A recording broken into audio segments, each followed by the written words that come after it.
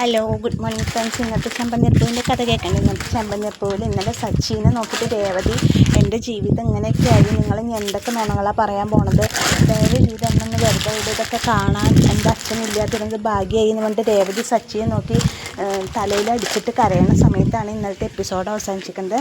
അപ്പോൾ സച്ചി വീണ്ടും പറയുന്നുണ്ട്, രേവതി നീയെങ്കിലും എന്നെ വിശ്വസിക്കുക, നീയും കൂടി വിശ്വസിക്കുന്നത് എനിക്കത് സഹിക്കാൻ പറ്റില്ല എന്നൊക്കെ സച്ചി പറയുന്നുണ്ട്. അപ്പോൾ രേവതി പറയുന്നുണ്ട്, ഇനി ഞാൻ എങ്ങനെ നിങ്ങളെ വിശ്വസിക്കേണ്ടത്, എൻ്റെ ജീവിതം ഇങ്ങനെ ആയല്ലോ ദൈവമേ. കല്യാണത്തിന് മുമ്പുള്ള സച്ചിയേട്ടനല്ല, കല്യാണം കഴിഞ്ഞപ്പോൾ സച്ചിയേട്ടനെ ഞാൻ ഒരുപാട് മാറിയിട്ടുണ്ടായിരുന്നു, പക്ഷേ വീണ്ടും നിങ്ങൾ പഴയ സ്വഭാവം തുടങ്ങുകയാണോ എന്നൊക്കെ ചോദിച്ചിട്ട് രേവതി ഉറക്കെ കരയുന്നുണ്ട്. അപ്പോൾ സച്ചി ചോദിക്കണം, നിനക്ക് എന്നെ വിശ്വാസം ഇല്ലാണ്ടായില്ലേ, നീ എന്നെ വിശ്വസിക്കുന്നില്ല അല്ലേ രേവതി, നീ എൻ്റെ കൂടെ ഉണ്ടാവുമെന്ന് ഞാൻ വിചാരിച്ചു, പക്ഷേ നീയും ഇല്ല അല്ലേ, ശരി കുഴപ്പമില്ല, ആരും ഇല്ലെങ്കിലും കുഴപ്പമില്ല എന്ന് പറഞ്ഞിട്ട് സച്ചി അവിടെ നിന്ന് ഇറങ്ങിപ്പോവാണ്. രേവതിയോട് ഉറക്കെ കരഞ്ഞിരിക്കുകയാണ്. അത് കഴിഞ്ഞ് സച്ചി കൂട്ടുകാരുടെ കൂടെ ഇരിക്കുമ്പോൾ സച്ചി പറയുകയാണ്, ഞാൻ ആരൊക്കെ എൻ്റെ കൂടെ ഇല്ലെങ്കിലും എനിക്ക് കുഴപ്പമില്ലായിരുന്നു, പക്ഷേ രേവതി അച്ഛൻ എൻ്റെ കൂടെ ഉണ്ടാവുമെന്ന് വിചാരിച്ചു, അവർ പോലും എന്നെ വിശ്വസിക്കുന്നില്ലല്ലോ, ഞാൻ ചെയ്യുക എന്നൊക്കെ പറയണ കൂട്ടുകാരോട്. നിങ്ങൾക്ക് എന്നെ വിശ്വാസമില്ലേടാന്ന് ചോദിക്കുകയാണ്. അപ്പോൾ മഹേഷ് പറയാണ്, സച്ചി നിന്നെ ആര് വിശ്വസിച്ചില്ലെങ്കിലും ഞങ്ങൾ വിശ്വസിക്കും, കാരണം കുടിച്ച വണ്ടി എടുക്കാത്തവനാണ് നീ, പകൽ ഡ്രൈവിങ്ങിൻ്റെ സമയത്ത് കുടിക്കാത്തവനാണ്, കുടിച്ചു കഴിഞ്ഞാൽ വണ്ടി എടുക്കാത്തവനാണ് നീ, അത്രയും നല്ല സ്വഭാവമുള്ള നിന്നെ വേറെ ആരും വിശ്വസിച്ചില്ലെങ്കിലും ഞങ്ങൾ വിശ്വസിക്കും സച്ചി, ഞങ്ങളുണ്ടാ നിൻ്റെ കൂടെ. പക്ഷേ ഇതിപ്പോൾ എല്ലാവരും കുടിച്ച് വണ്ടി ഓടിച്ചിട്ട് നിന്ന വീഡിയോ മാത്രം പുറത്ത് വരണമെന്നുണ്ടെങ്കിൽ ഇതിൻ്റെ പിന്നിൽ എന്തോ കളിയുണ്ടെന്ന സച്ചിൻ തോന്നണത്, അത് നമുക്ക് എന്താണെന്ന് കണ്ടുപിടിക്കണം എന്ന് പറയാണ് മഹേഷ് സച്ചിയോട്. അപ്പോൾ സച്ചി ഇങ്ങനെ ആകെ വിഷമിച്ചിട്ടിരിക്കുക, എന്നാലും രേവതി പോലെ എന്നെ മനസ്സിലാക്കിയില്ലല്ലോ എന്ന് പറഞ്ഞിട്ട് സച്ചി ഭയങ്കര സങ്കടത്തിലിരിക്കുകയാണ്. അത് കഴിഞ്ഞിട്ട് രേവതി പൂ കൊടുക്കാൻ വേണ്ടിയിട്ട് പോണ സമയത്ത് നമ്മുടെ ആൻ്റണി അവൻ്റെ പലിശക്കാശ് പിരിക്കാൻ വേണ്ടിയിട്ട് റോട്ടിൽ കൂടെ പോകുമ്പോഴാണ് രേവതിയെ കാണുമ്പോൾ, ആ ചേച്ചി എവിടെ നിൽക്ക് വേണ്ട, ചേച്ചി പൂ കച്ചവടം കൊണ്ട് ഇറങ്ങിയല്ലേ, വീണ്ടും ചേച്ചിയുടെ കട കോർപ്പറേഷൻകാർ കൊണ്ടുപോയില്ലേ, ഞാൻ വിചാരിച്ചു സച്ചേട്ടൻ കുടിയനായിട്ടുള്ള വീഡിയോ വൈറലായപ്പോൾ ചേച്ചി ഇനി പുറത്തേക്കൊന്നും ഇറങ്ങില്ല എന്ന്, ചേച്ചി വീണ്ടും ഒന്നും സംഭവിക്കാത്ത പോലെ പൂ കൊടുത്ത് ഇറങ്ങിയിട്ടുണ്ടല്ലോ, ജീവിക്കണ്ടല്ലേ ചേച്ചി, ഇനിയിപ്പോൾ സച്ചേട്ടന് കുടിക്കാനുള്ള പൈസയും കൂടി ചേച്ചി ഉണ്ടാക്കണ്ടല്ലേ എന്ന് ചോദിക്കുമ്പോൾ രേവതി ഷൗട്ട് ചെയ്തിട്ട് പറയണം, എൻ്റെ സച്ചേട്ടനെ പറ്റി നിങ്ങൾ എന്താ ഈ പറയണേ, ഇനി നീ എന്തെങ്കിലും എൻ്റെ സച്ചേട്ടനെ പറ്റി പറഞ്ഞാൽ നീ അടി വാങ്ങുമെന്ന് പറഞ്ഞിട്ട് ഷൗട്ട് ചെയ്യാണ്. എന്നോട് ഷൗട്ട് ചെയ്യണ്ട, എനിക്കിപ്പോൾ നിങ്ങളെ കാണുമ്പോൾ സഹതാപ തോന്നണം, പോയിട്ട് നിങ്ങളുടെ ഭർത്താവിനെ നന്നാക്കാൻ നോക്ക്, എന്തൊക്കെയായിരുന്നു ഇപ്പോൾ കണ്ടില്ലേ എന്നൊക്കെ പറഞ്ഞിട്ട് ആൻ്റണി സച്ചിനെ കുറേ കളിയാക്കാണ്.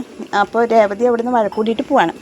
പോയിട്ട് രേവതിയുടെ പൂ കൊടുക്കുന്ന ഒരു ചേച്ചിയുടെ വീട്ടിലെത്തിയിട്ട്, ചേച്ചി ഇന്ന് പൂവ് ഇത്തിരി കുറവുണ്ട് കേട്ടോ, വേണമെങ്കിൽ ഞാൻ വൈകുന്നേരത്തേക്ക് എത്തിക്കാൻ പറയാം, വേണ്ട രേവതി അത് മതി കുഴപ്പമില്ല എന്ന് പറയണം. അപ്പോൾ ചോദിക്കുകയാണ്, രേവതി സച്ചിയെ പറ്റിയിട്ടുള്ള വീഡിയോ ഒക്കെ ഞങ്ങൾ കണ്ടു, എന്താ പറ്റിയ സച്ചിക്ക്, സച്ചി ഇങ്ങനെയൊന്നും നല്ലല്ലോ ഉണ്ടായിരുന്നു, സച്ചി നല്ലവനായിരുന്നല്ലോ, എന്താ പറ്റി, ഇനി സച്ചിനെ കൊടുക്കാൻ വേണ്ടി ആരെങ്കിലും ചെയ്തതാണോ എന്നൊക്കെ ചോദിക്കുകയാണ് രേവതിയോട്. അപ്പോൾ അറിയില്ല ചേച്ചി, നിനക്ക് പറഞ്ഞൂടെ സച്ചിയോട് കുടിച്ചിട്ട് വണ്ടി ഓടിക്കരുതെന്ന്, ഞാൻ പറയാനില്ല ചേച്ചി, ഞാൻ എത്ര എന്ന് വെച്ചാൽ പറയാം, അദ്ദേഹം കേൾക്കണ്ടേന്ന് പറയാണ്.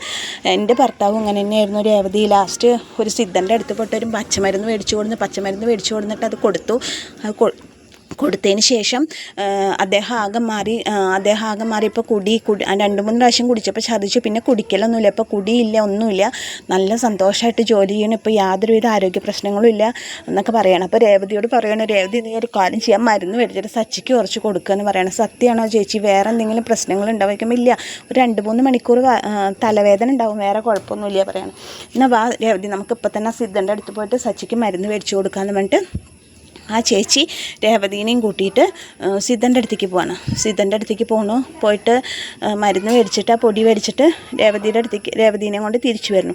രേവതി അങ്ങനെ വീട്ടിൽ വന്നാൽ പൊടി കലക്കി ജ്യൂസാക്കിയിട്ട് കൊടുക്കാനാണ് പറഞ്ഞിരിക്കുന്നത്, പല്ലിലൊക്കെയിട്ട് അങ്ങനെ ജ്യൂസ് അടിച്ചിട്ട് അവിടെ വെക്കുന്ന സമയത്ത് രവീന്ദ്രൻ വിളിക്കണോ, മോളെ രേവതി വിളിക്കണോ, എന്താ അച്ഛാ അതാ വരുന്നു പറഞ്ഞിട്ട് രേവതി പുറത്തേക്ക് പോയിട്ട് എന്താ അച്ഛാ ചോദിക്കുമ്പോൾ പറയും, എൻ്റെ കൂട്ടുകാരൻ്റെ മോളുടെ കല്യാണമാണ്, അതിനൊരു 50 മുഴം മാലയും അതുപോലെ തന്നെ പൂമാലയും കല്യാണമാലയും ഒക്കെ വേണം, അതിൻ്റെ ഓർഡർ ഞാൻ പിടിച്ചിട്ടുണ്ട്, അഡ്വാൻസ് പറഞ്ഞിട്ട് 1000 രൂപ തന്നിട്ട് വേണ്ടി ഈ പൈസ രവീന്ദ്രൻ രേവതിക്ക് കൊടുക്കണം. അപ്പോൾ എന്നിട്ട് രേവതി ചോദിക്കണം, ഇത്രയും വലിയൊരു ഓർഡർ ഞാൻ പിടിച്ചില്ല, അച്ഛന് കമ്മീഷനൊന്നും ഇരിക്കണം. അപ്പോൾ രേവതി പറയും, അച്ഛന് ഈ 1000 രൂപ അച്ഛൻ തന്നെ എടുത്തോ എന്ന് പറയാം.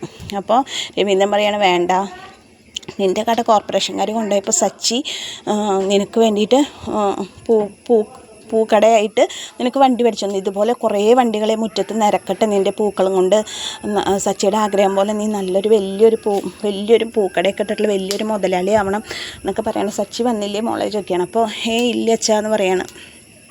അപ്പോൾ അച്ഛൻ മിണ്ടാത്തതിൽ സച്ചിയേട്ടന് ഭയങ്കര വിഷമമുണ്ട് എന്ന് പറയണം. അപ്പോൾ രവീന്ദ്രൻ വേണം സാരില്ല, കുറച്ച് അവൻ വിഷമിച്ച് നടക്കട്ടെ എന്ന് പറഞ്ഞിട്ട് രവീന്ദ്രൻ അങ്ങനെ അവിടെ നിന്ന് പോകണം. ഈ സമയത്ത് രവീന്ദ്രനോട് സംസാരിക്കുന്ന സമയത്താണ് ചന്ദ്ര അടുക്കളയ്ക്ക് വരുന്നത്. ഓ ഇവള് ഞാൻ ഇവിടെ നിന്ന് മാറി തക്ക നോക്കി ഇവൾ അടുക്കളയിൽ നിന്ന് ഇറങ്ങിപ്പോയോ, ഇതെന്താ ഇവിടെ ഉണ്ടാക്കി വെച്ചേക്കണം, ജ്യൂസോ, ഓ ആ കുടിയൻ ജ്യൂസാണോ കുടിക്കണേ, അവന് ജ്യൂസൊക്കെയാണോ അവൾ ഉണ്ടാക്കി കൊടുക്കണേ എന്നൊക്കെ ചോദിക്കാണ് ചന്ദ്രമതി. എന്നിട്ട് ചോദിച്ചിട്ട് സച്ചിക്ക് എടുത്തു വെച്ചേക്കണ ആ മരുന്ന് കലക്കിയിട്ടുള്ള ജ്യൂസ് എടുത്തിട്ട് ചന്ദ്രമതി കുടിക്കുകയാണ്.